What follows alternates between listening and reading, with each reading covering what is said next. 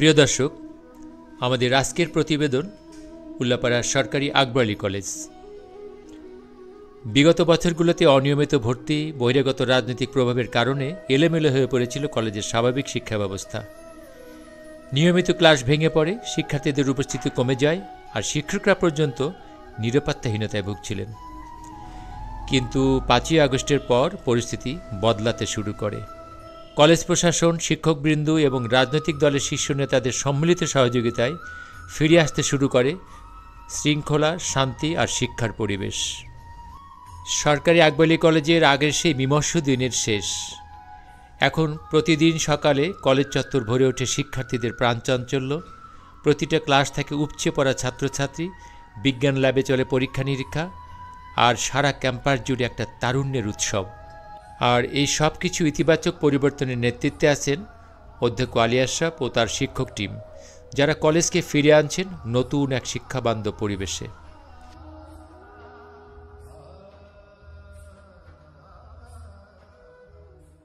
প্রিয় দর্শক, চলুন ঘুরে আসি উল্লাপাড়া সরকারি আকবর আলী কলেজ চত্বর থেকে।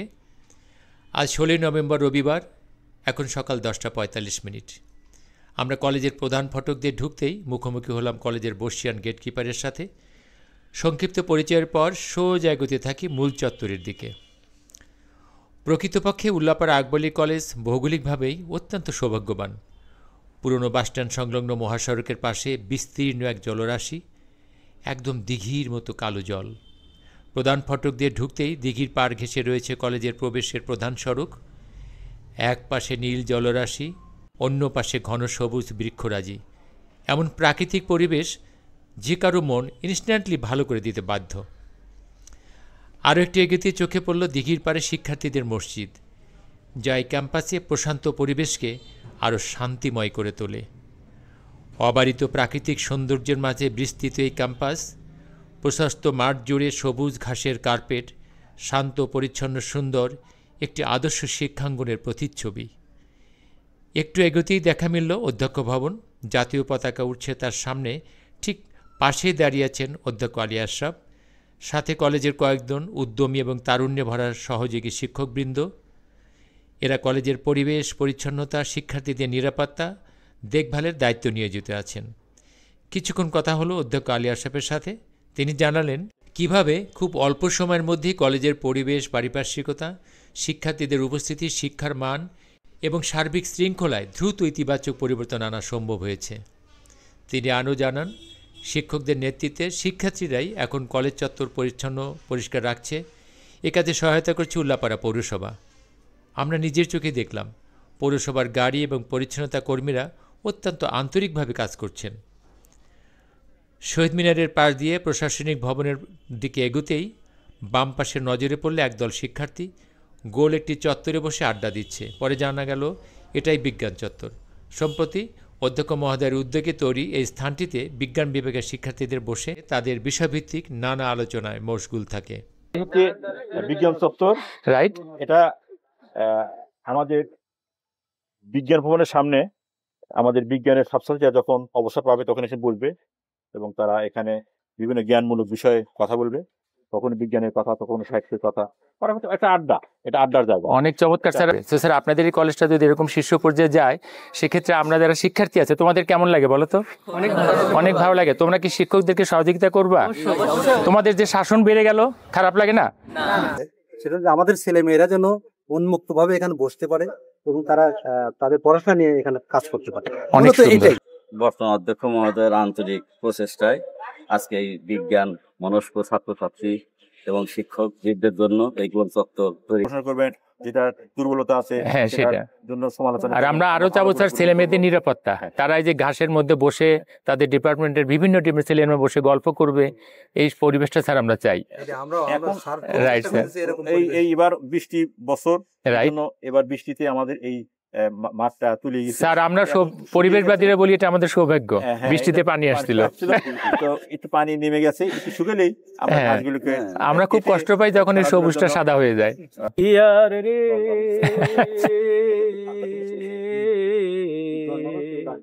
ওজার তার গিয়াছে চিরের সে কি আবা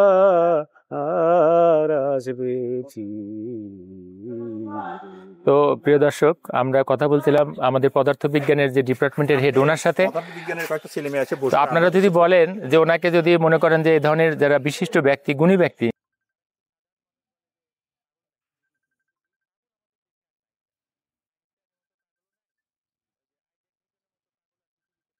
তা আমাদের এই যে শিক্ষকগুলো দেখতে পাচ্ছেন যারা নিরলসভাবে কাজ করে যাচ্ছেন, আমাদের আবু তাহের ছাত্রাবাসের ওখানে রয়েছেন আমাদের স্যাররা, যে কি চমৎকার একটা এনভায়রনমেন্ট, আর ওই বিল্ডিংটা আপনাদের পরিচ্ছন্নতা গোটা শহরের সৌন্দর্য বাড়া দিচ্ছে স্যার। রাইট।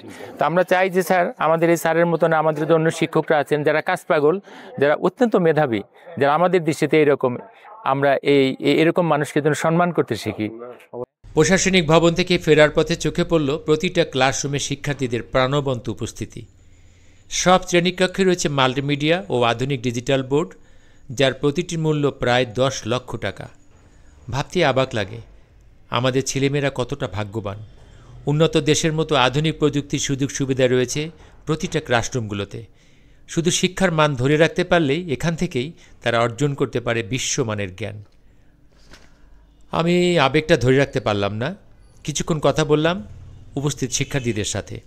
আমি এই কলেজের 85 সালে বিএসসি প্রথম ব্যাচ ছিলাম।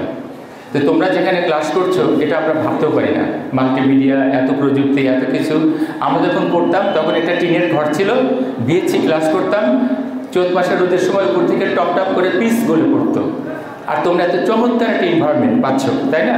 কিন্তু সেই সময় কিন্তু আমাদের কলেজ সিরাজগঞ্জ জেলার মধ্যে শীর্ষে ছিল, এটা কিন্তু ভাবতে হবে। তোমরা আজ কোথায়? তোমাদের চারদিকে এত প্রযুক্তি, এত উন্নয়ন, এত চমৎকার এনভায়রনমেন্ট, সেখান থেকে তোমাদের আউটপুটটা কি হচ্ছে, তোমরা কি দিচ্ছ? এখন কিন্তু দেশের অবস্থা পাল্টে গেছে, শিক্ষার অবস্থা পাল্টে গেছে। তুমি কিন্তু আর আগের মতো পাস করবা না। Be careful, just now. এখনই তোমাকে সাবধান হতে হবে, কারণ তোমাকে রেজাল্ট এমন হতে পারে 40 জন পাস করছে, 60 জন ফেল। তুমি কি সে ফেলের মধ্যে থাকতে চাও? প্রশ্ন কিন্তু সেটাই। আর সেটা শুধু প্রতিষ্ঠানের উপর চাপিয়ে দিলে হবে না। তুমি কয়টার সময় ঘুম থেকে উঠছো?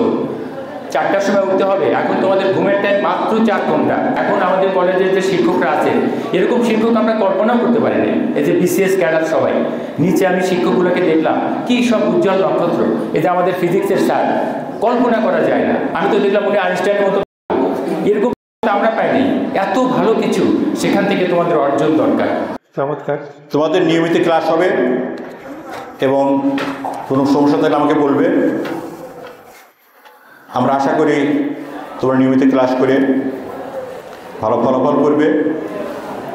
এবং তোমরা অবগত আছো 2025 সালে উচ্চ রেজাল্ট আমাদের যে ফলাফল এসছে, এখন আমাদের বুঝতে বাকি নাই পড়াশোনা ভালো না করলে আমাদের রেজাল্ট কিন্তু ভালো হবে না। এই নিয়মিত ক্লাস করে ফলাফল ভালো করার যা কিছু তা করতে হবে। অধ্যক্ষ আরও জানালেন, সম্প্রতি আবু তাহের ছাত্রাবাসে নির্মিত হয়েছে আধুনিক বহুতল ছাত্রাবাস। পাশাপাশি কলেজ চত্বরে পুরাতন ছাত্রীবাসের লাগোয়া স্থানে গড়ে উঠছে নতুন আরেকটি বহুতল আধুনিক ছাত্রাবাস। এতে করে ছাত্রছাত্রীদের দীর্ঘদিনের আবাসন সমস্যা পুরোপুরি সমাধান হবে, এটাই তার বিশ্বাস।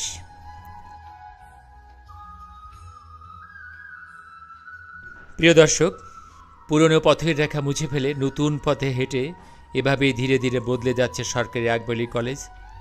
শৃঙ্খলা ফিরছে, শিক্ষার মান ফিরছে, আর চত্বর জুড়ে তৈরি হচ্ছে এক প্রাণবন্ত পরিবেশ, এজন্য এক তারুণ্যের মেলা।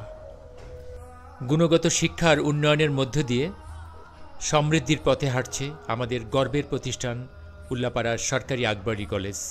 প্রিয় দর্শক, আমরা উল্লাপাড়া সরকারি আকবরী কলেজের যে প্রেক্ষাপট, যে পারিপার্শ্বিকতা, সব কিছু আপনাদেরকে দেখালাম। আমরা আশা রাখবো আপনাদের সকলের সহযোগিতায় আমাদের এই বিদ্যাপীঠটি উত্তরবঙ্গের মধ্যে একটা শীর্ষস্থানে যাবে। আমাদের গর্বের অহংকারের শিক্ষা প্রতিষ্ঠান সরকারি আকবরী কলেজ, সেই প্রত্যাশা রেখে হাফিজুর রহমান বাবলু, ভয়েস অফ উল্লাপাড়া।